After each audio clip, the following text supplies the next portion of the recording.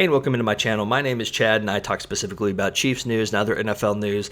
And today we're going to hit on the defensive tackles in this upcoming draft. It's just a couple days away. There's quite a few guys in here that I really like that either bring some versatility that can play along the entire defensive line or do a lot of different things very well, like rushing the passer, stopping the run, etc. And I think it's a position of real need for the Chiefs. It's been more of a patchwork job with the position next to Chris Jones. Obviously, Chris Jones has been one of the best, or if not the best, defensive tackle in football. But alongside him, they've really had a rotation of guys like Derek Nottie or Turk Wharton or Malik Herring that have kind of filled in that spot. And I'd like to see the Chiefs really solidify that spot next to Chris Jones, or at least find a guy that can play along the entire defensive line. And there's a couple guys in here that I think can actually do that in this draft.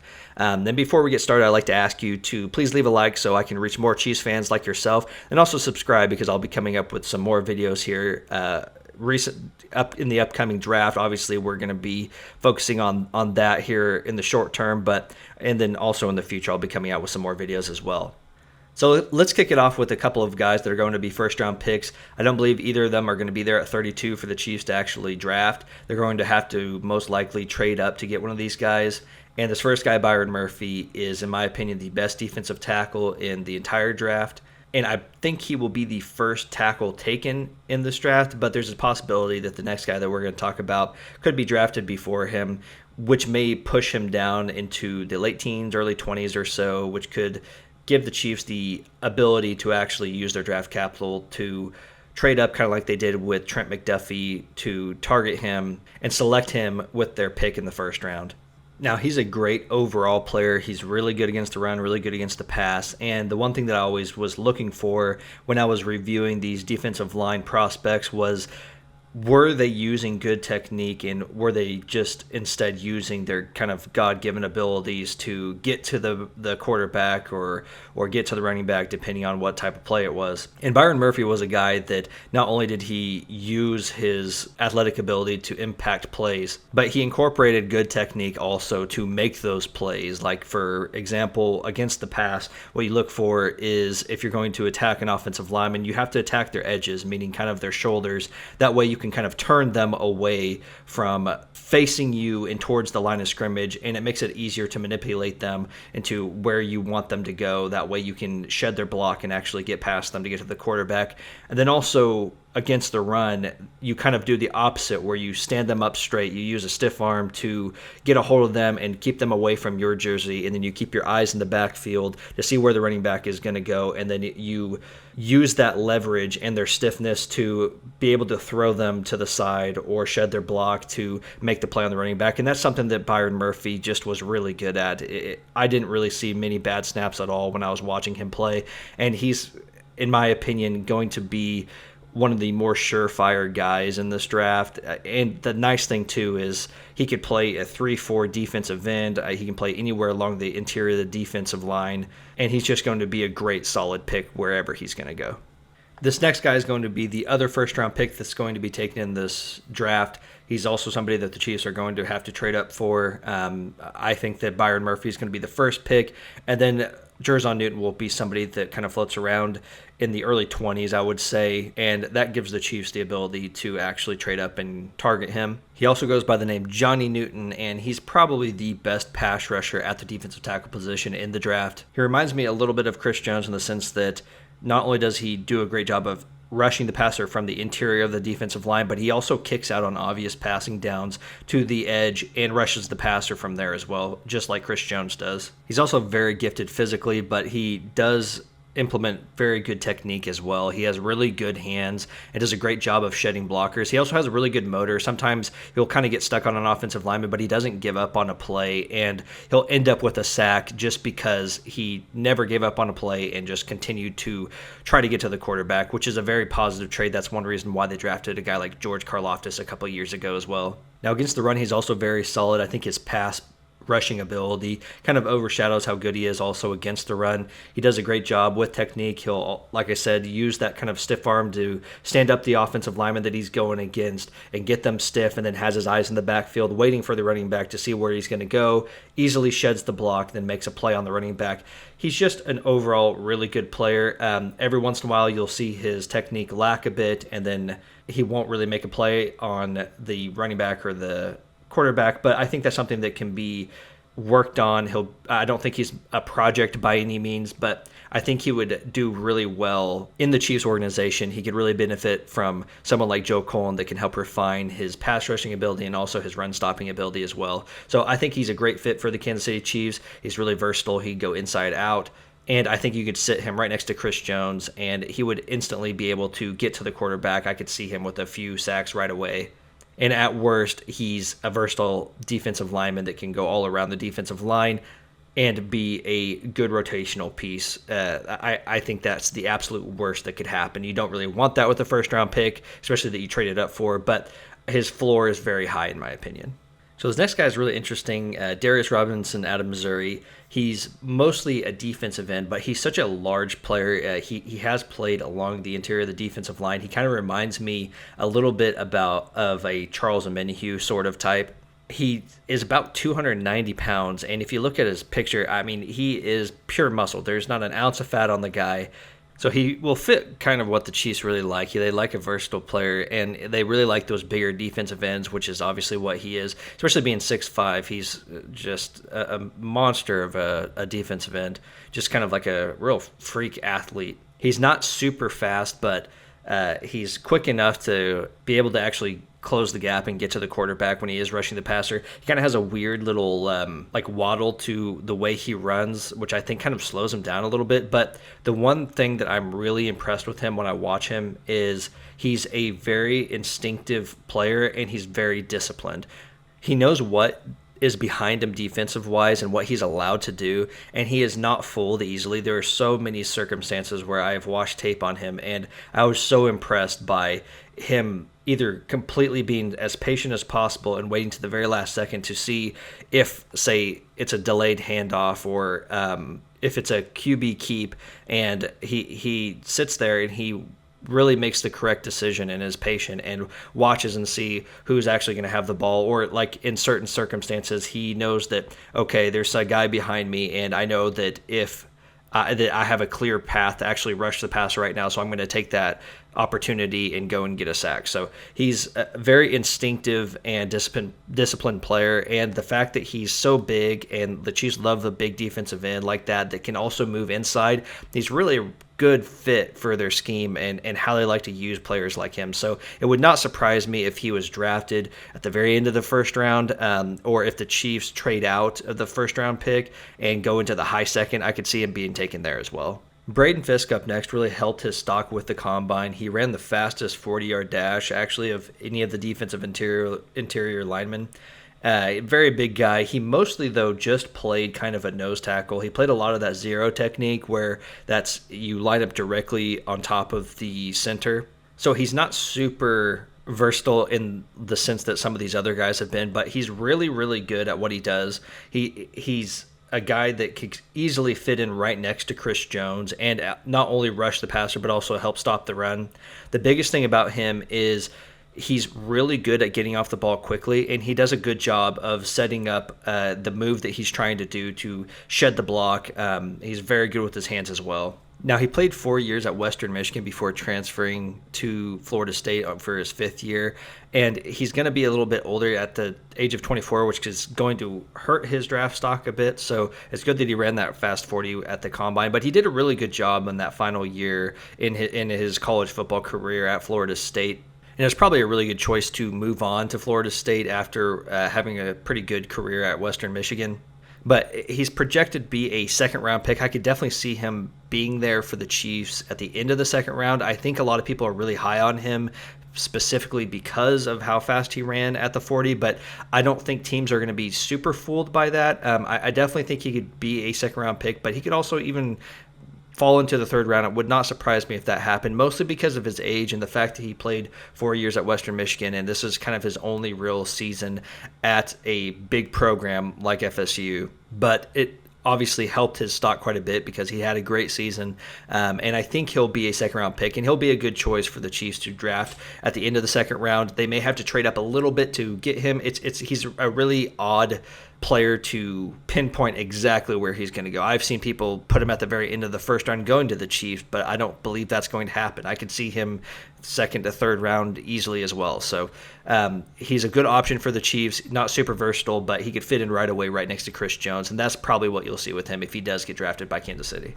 Next up, we've got the biggest player in the NFL draft, Tre'Davion Sweat, who played at Texas right next to Byron Murphy. And the one thing that I was thinking when I was watching Murphy and Sweat, I was going into it thinking, okay, which one of these guys is the reason why the other guy had as much success as they did? But really, both of these guys just dominated on their own. It was really impressive. And the other thing was with Tre'Davion Sweat, when I was watching him, I was concerned right away thinking that, oh, well, he's 360 pounds and he's 6'4", he's probably going to use his size just to completely try to dominate the offensive lineman he's going against, and there's not going to be much technique involved. But I was incredibly surprised at how great his technique was. I mean, he's really good with his hands, and on top of his technique being good, he has no issue taking on double teams, and because of how big he is and how strong he is, there's many times where he's taken on a double team and he's still made a play on the running back or still somehow got off of them, the double team, and made a sack. In many cases, if he's not going to get to the quarterback because he is double teamed often, he has a ton of batted passes, 6 batted passes, which is something the Chiefs really love. I would say with George Karlaftis, I mean, they had Carlos Dunlap, who was good at batting passes. I mean, Chris Jones is good at batting passes. This is something that the Chiefs really like, that if you can't get to the quarterback, get your hands up and actually try to impact the play as well. And he did that a ton at Texas, and it was mostly because he got double teamed so often. I couldn't imagine having someone his size and how good he is at what he does sitting next to a Chris Jones and actually taking on the double team so Chris Jones doesn't have to, yet still possibly impacting the play by getting his hands up and swatting down a ball that's thrown above his head. But with all that being said, it's also a blessing and a curse to be that big. The one reason why I think he may go somewhere in between the second and third round is because of his size. We're not sure that if he goes out and plays a 17-game season, in certain cases like the Chiefs, you are going to be in the postseason, can you be out there often and be reliable for that long stretch of a season that the NFL has? But at worst, he's a very good piece to throw in on a defense that could easily just be a rotational guy that can be out there and impact the play probably every single time he's out there, realistically, whether it be taking up a double team or stuffing up a gap that he's covering for the run. He's just that good of a player. And it's funny how the only thing that might be setting him back is how big he is and limit how much playing time he can have. So, and you never know. I mean, Vince Wilfork was out there all the time, and he was also a really large dude. So Tre'Davion Sweat could be someone like a Vince Wilfork or Dontari Poe, who's out there all the time and can be on the field 3-4 downs in a row and not have to come out of the game. So he's a good option for the Chiefs at the end of the second round. Maybe if they were to trade back from there into the third round, he could be there. He's definitely a possibility that the Chiefs would pick up, and he'd be a good fit for sure. Now, this next guy, Brandon Dorlus, is actually one of my favorite players in the draft. He's complete opposite of Tre'Davion Sweat, which is funny. Tre'Davion Sweat was also one of my favorite players in the draft as well. But Brandon Dorlus is a very versatile defensive lineman. He played everywhere on the defensive line. He was one of the best at disrupting a quarterback in the entire NCAA. And just like Tre'Davion Sweat, he also was somebody that if he could not get to the quarterback, whether it be a double team or he was just stuck on a block, he would get his hands up and he would bat the pass. He also had 6 batted passes, which is something that I really like. That's a good trait to have, that you're still, no matter what, even if you did not win your pass rush or that you're still trying to impact the play by getting your hands up and batting a ball down. One of the reasons why I like him so much, not only because of the batted passes, I think that fits the Chiefs really well. That's their MO really, but also going along with the Chiefs' MO is that he plays every position along the defensive line, and he's kind of like a Malik Herring or a Turk Wharton, except I think he's a better version of those guys. Not trying to be disrespectful towards them, but he's going to impact the play along the entirety of the defensive line. And he may not get to the quarterback, but he's going to put pressure on the quarterback, which is going to affect the play. I think he'd be a great selection somewhere probably at the end of the second round. Now, if you were to select him at the end of the second round, a lot of people would think that, oh, well, you're kind of reaching for him, but that's something that I don't really care about. If he's a really good fit for you, I would rather secure that fit, even though it's maybe 15 picks too early. So he's a good fit for the Chiefs, mostly because of his versatility and his ability to affect the play no matter what. And I think he'd be great anywhere along that defensive line. So a very good pick for the Chiefs, somewhere in the second round, I would assume, unless they trade back, kind of like with the Tre'Davion Sweat. If they can trade back into the third round a little bit there, accrue some more picks, then take him with a high third round pick as well. Now, Chris Jenkins up next out of Michigan. He's a bit different of a player than what we've been talking about. He's not much of a pass rusher per se, but the one thing that he is good at is actually stopping the run. He's actually one of the best in the country last season at stopping the run, mostly because he's such a big, physical, strong player. He's one of the strongest players in the draft. And stopping the run is something that the Chiefs really kind of need. I'm not a person that's super high on Chris Jenkins, to be completely honest with you. I think that you still need the ability to rush the passer. I think you should be good at both. But the Chiefs at that position right next to Chris Jones, they don't really have a ton of guys there that are really good at stopping the run. Derek Nottie has improved quite a bit, but Chris Jenkins would instantly fit in right away, especially on early downs, to come in and really stuff up that run. I don't think he would be somebody that's going to be a big threat on passing downs. During run plays, he takes up a lot of double teams, can still make plays during those run plays. But when it comes to passing downs, I think he's somebody that would actually come off the field if he were playing for the Chiefs, and somebody else like a Malik Herring or Turk Wharton would come in and replace him, or it would be kind of that NASCAR package where it's kind of a Mike Dana, George Karlaftis, Charles Omenihu, Chris Jones type thing. So he's a bit limited, in my opinion, on what he would be used for, specifically just the run plays, which is not a bad thing because the Chiefs have not been great against the run, like I've said, in the past few years, really. And I think he'll fall somewhere in between the second and third round. I don't think it's worth using a second round pick on him.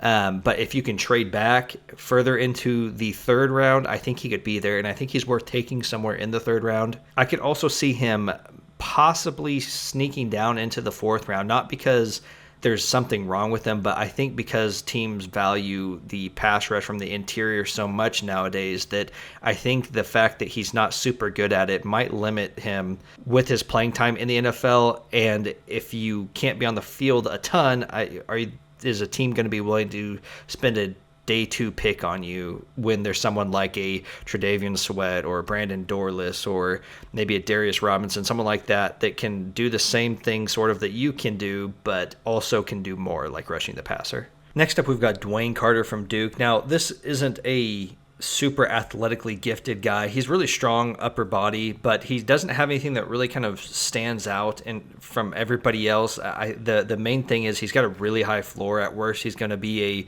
good rotational player, and he could fit in really well with the Chiefs right away. There's a chance that he could be a starter, but he probably won't end up a high-end starter like some of these other guys have the potential to be, but he's solid at everything that he does. He's got a good bull rush move to really kind of like bench press an offensive lineman and throw him back into the quarterback. And he's also really solid against the run. He's a very intelligent player on top of all of it. So he has the intangibles to be a solid player in the NFL. I just don't think he's going to end up with a starting position. And if he does, it's probably going to be somewhat later in his career where he's ended up with a lot more playing time and he has a lot more experience where his intelligence helps him more later on in his career to become a starter. I don't think he'll be someone that will come in right away and play right next to Chris Jones. He'll be in and out with Derek Nottie on specific times, but he's not someone like a Chris Jenkins who's only good against the run and not so great against the pass. And he could be in on every down if he had to be and could actually get some pressure from his position, unlike a Chris Jenkins, but he's also not as good against the run like a Chris Jenkins is. So if you're going to draft him, it's going to be somewhere in the 4th round, and it's just going to be mostly for a rotational depth piece, which is not a bad thing. And I think he has a fairly decent upside potential to become a starter, kind of like a Colin Saunders was later on in his career, which could make it worth spending a 4th round pick on this guy. And last, we have Logan Lee out of Iowa. I'm a real big fan of anyone from Iowa, to be honest, at least on the defensive side, or if they're a tight end, because they are so good on defense. And Logan Lee has been with Iowa for a while now, and he had a very solid last year of his career there. He's projected just to be around a 5th round pick, which is a perfectly fine place to draft somebody who has such a high floor like Logan Lee does. He's a little small to probably be a defensive tackle in the NFL, but he's good enough to be somebody who can be versatile to walk around the entire defensive line if he needed to be. He's really just kind of good at everything that he does. He's good against the run. He's good against the pass. I mean, he can get his hands up to bat some balls down. He's just not somebody that has something that really jumps out at you that is like, oh my gosh, this is a trait that we have to have with this guy that really fits in well with what we do. He's just going to be a really good rotational piece that can kind of fit anywhere along the defensive line, at least for the Chiefs, with his size. He's just really somebody that in the 5th round, that's a perfectly good pick to spend on someone like Logan Lee with a high floor, someone like a Dwayne Carter, that can fit the Chiefs really well. I think he might take some time to learn to play every position along the defensive line, because that's probably what they'll ask for him with his size being around 280 or so. And I think he's an intelligent person or player enough to be able to do that. I see a lot of upside with him with the Chiefs particularly. And like I said, it would be not a bad choice at all to draft him in the 5th round. And with all that being said, thank you for taking your time to give my video a watch or a listen. And I'd really appreciate it if you would leave a like. Like I said, it would really help me out and help reach more Chiefs fans like yourself.